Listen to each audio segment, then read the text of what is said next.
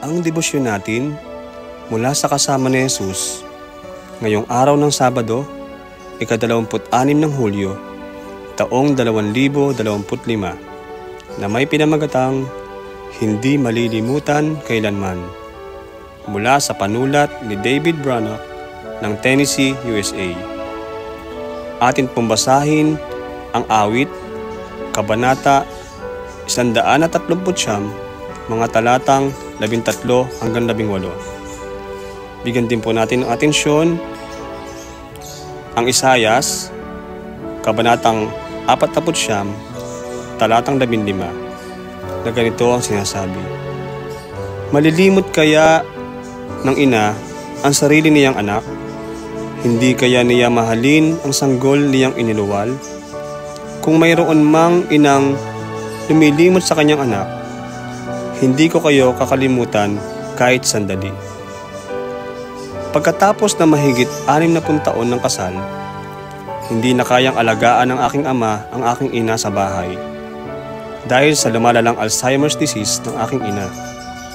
Napilitan siyang ilipat sa isang memory care unit ng isang skilled nursing facility. Nagbiyahe kami mag-asawa ng ilang oras para sa aming unang pagbisita sa bagong tirahan ni nanay. Nakilala kami ni nanay ngunit hirap siyang magsalita. Nagkabuhol-buhol ng kanyang mga iniisip kaya't nahirapan siyang sabihin ang kanyang mga saloobin. Niyakap po siya habang dumadaloy sa kanyang pisngi ang mga luha ng pagkabigo. Ngunit siya ay naging masaya nang itulak namin ang kanyang wheelchair sa paligid ng hardin upang makita ang mga bulaklak. Nang kami ay magpaalam, nagkaroon si nanay ng isang malinaw na sandali. Hinawakan niya ang aking mga kamay, tumingin ng malalim sa aking mga mata at sinabi, "Mahal kita. Sa susunod na pagbisita mo, maaaring hindi ko na matandaan kung sino ka. Ngunit tandaan mong mahal na mahal kita. Palagi." Ang kanyang pagdeklara ng pagmamahal ay nagpapaalala sa akin ng pangako ng Diyos na ating binasa ngayon.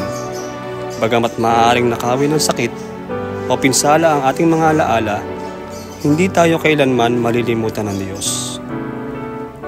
Tayo po ay sandaling manalangin.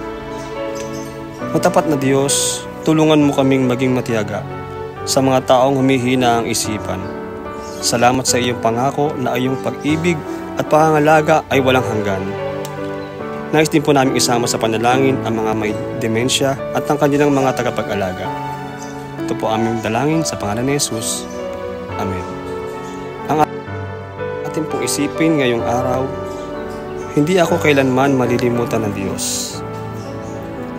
Magandang araw at pagpalain po tayong lahat.